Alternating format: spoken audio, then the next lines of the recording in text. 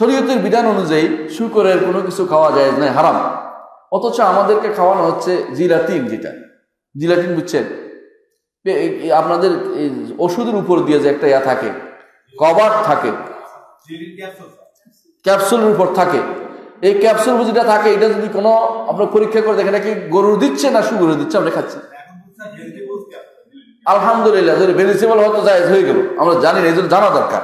কারণ এই জিনিসটা অত্যন্ত গুরুত্বপূর্ণ হওয়ার কারণে ইসলামী উন্নয়ন ব্যাংক তখন হাজিদের যে ইয়াগুলো আছে, এই হাদিসদের যে কোরবানিগুলো আছে, কোরবানির গোশত তো মানুষের খায়, চামড়া কি করে, চামড়া সবটা দিয়ে তারা ইয়া বানায়, এই জিলাতিন বানায়, হালাল জিলাতিন বানায় সারা বিশ্বে সাপ্লাই দেয়।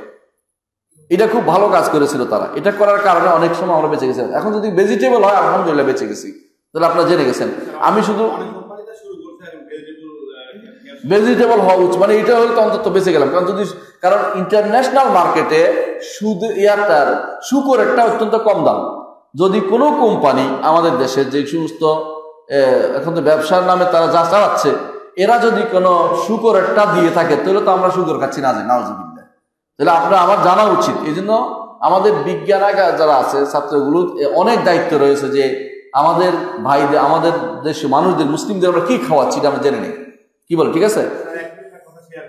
জি, কোম্পানির নাম বলবো না। ওই কোম্পানির এক প্রতিনিধি আমাকে বলছিল যে ওনাদের ঊর্ধ্বতন যারা আছে, ওরা নাকি বলছিল যে প্রিজারভেশনের জন্য নির্দিষ্ট পরিমাণে অ্যালকোহল ব্যবহার করা হয় ওই পানীয়তে।